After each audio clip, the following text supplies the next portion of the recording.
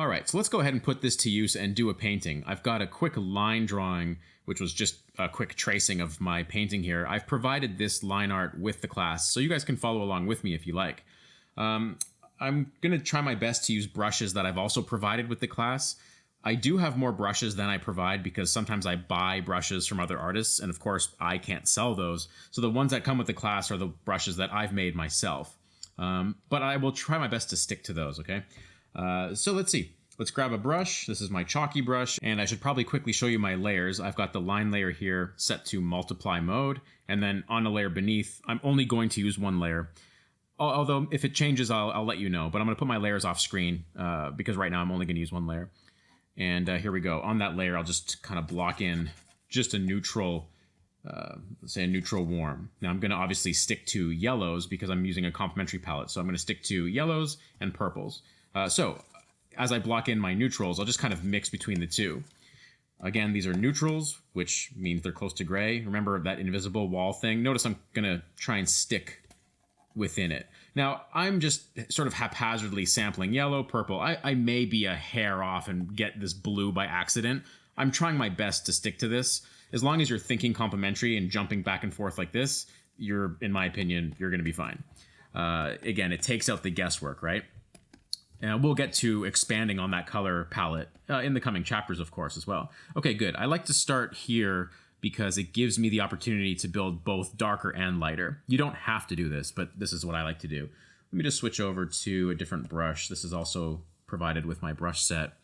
I want to block in some shadow tones. Now, let me stop for a second.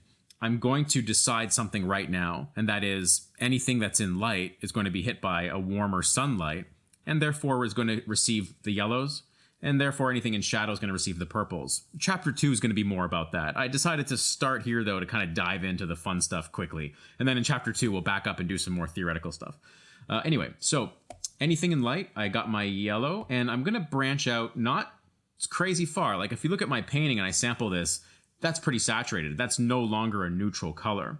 However, in my painting here, I need to establish that movement, that link between purple and yellow, right? So I'm not going to go right in and paint that. That's it's too quick, too premature. I'm going to start here in neutrals. Now, my value is going to be light because it's sunlight, but I'm just going to kind of block in and look how quickly I'm doing this. This is like how you'd paint a little quick study, a color key, something like that. It's also how I would go about painting a perfectly finished painting. I would start very loose like this and then just tighten up as I go. But right now I'm just trying to find the light. By the way, the light's coming in from the top right. So, that's why the shadow here is being cast by this wall, casting a shadow here. So the light's coming in this way, and therefore it's going to be hitting a lot of these trees, these stairs.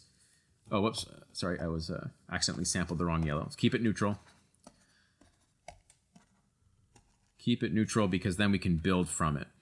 I'll sample my neutral purple here and just build in. Obviously, these trees are casting, little shadows. So I'm just going to paint back in some of these shadows. And let's now just quickly switch gears to this purple. I'm going to give it a bit more saturation, but still in the neutral range, just to establish a little bit more, again, a little bit more color as we go. As long as I'm in the neutrals, I almost can do no wrong, guys, because the link is there. The link is built in. I can even put some of these purples in the trees. Now, be careful though that your value is correct. This is where I have to talk about values a bit.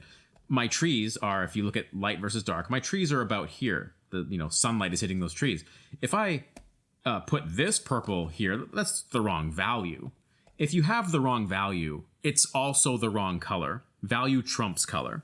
However, if I have this purple, which should be up here, and I get the right value, which is very similar to where the yellows was, I can put this purple in and value-wise it'll look okay. And because it's neutral, chances are it'll look okay color-wise too. And then you can kind of sample the result. Like I just mixed that purple in with the yellow, and you can kind of sample the result here and paint with that.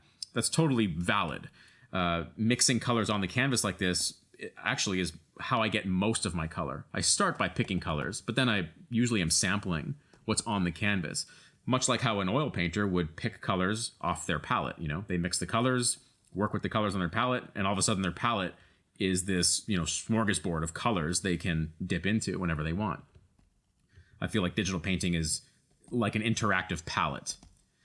All right. I'm going to work to expand my values more. Let's jump into those purples. And let's go to a deeper value. Let me just grab an airbrush, which I have up here. This background is obviously quite dark. I kind of am thinking about sort of 3 overall values. You've got this dark value in the background, this shadow value for the trees and stairs and temple as well. So that's 2 values.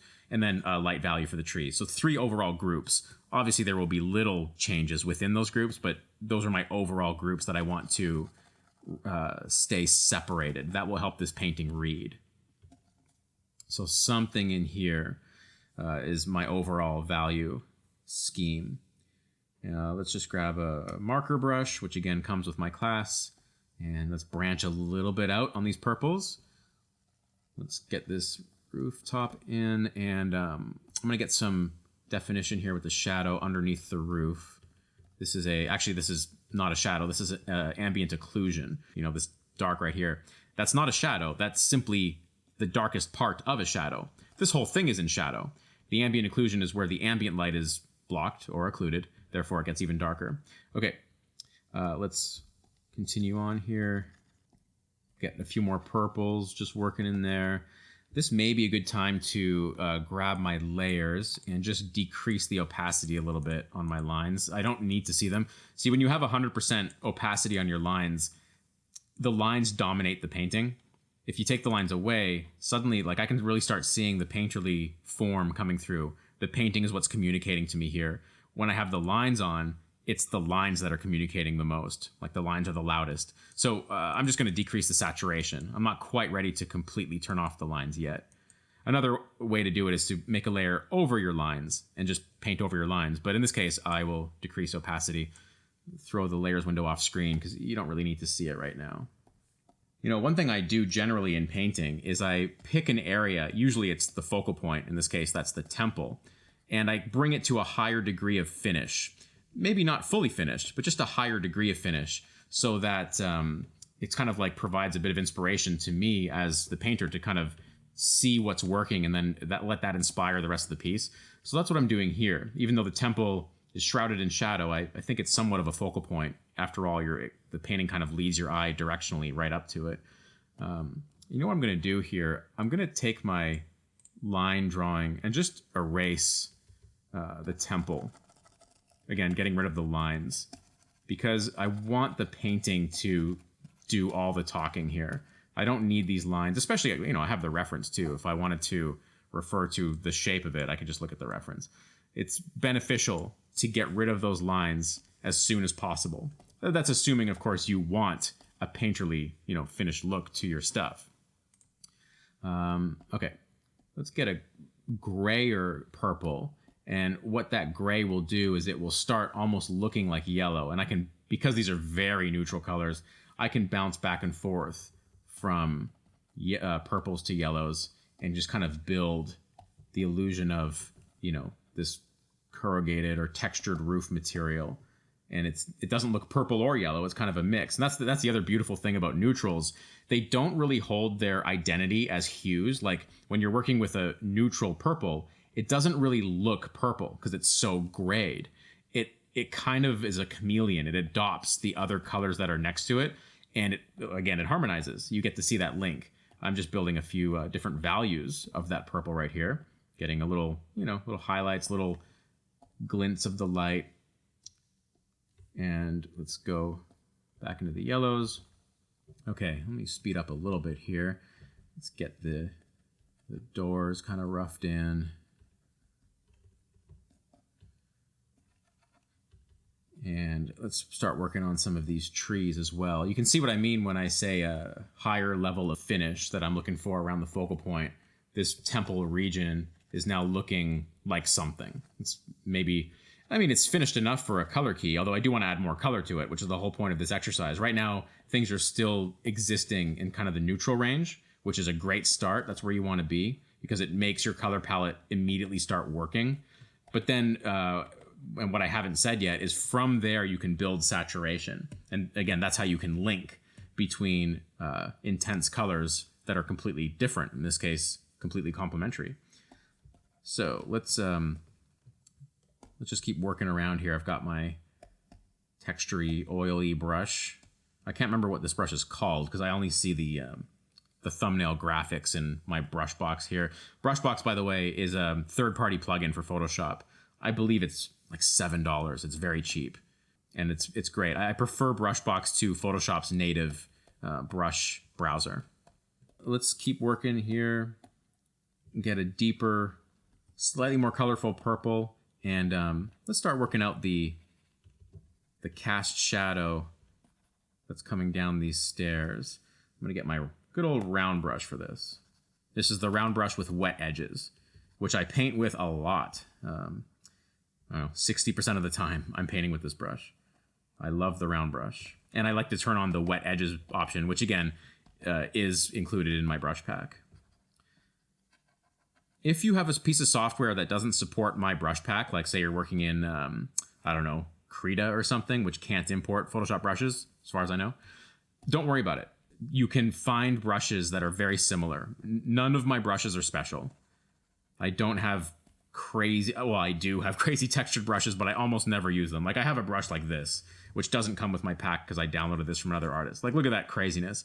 I almost never use that. It might be good for little shingles or something up here, you know, getting little hints of texture, but it's not what you should be worried about. Most of the time, I use very straightforward brushes, like the round brush, because it gives me the ability to control my drawing meaning the shapes, and of course the values that plug into those shapes, and then by extension, the colors that plug into those values and shapes, which is what this class is all about, those colors.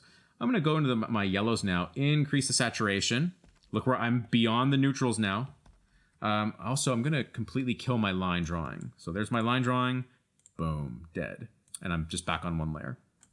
And look at this. The painting is instantly coming to life as a painting.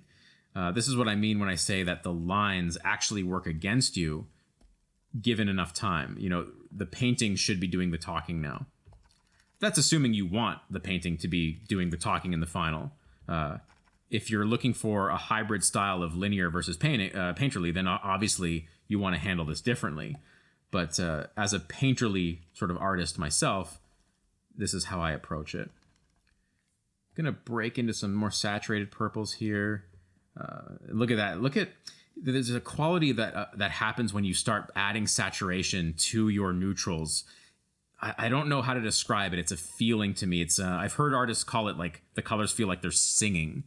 I don't know. To me, that makes sense, although I don't quite understand why it makes sense, but it does feel like those colors, they have a home or something. These saturated colors have more of a home when you build up to them. And again, when we're talking about color movement, building up to those, moving from desaturated colors to saturated colors will really, really make those colors vibrant and harmonize, and all these artsy schmartsy terms that really just mean aesthetically pleasing results.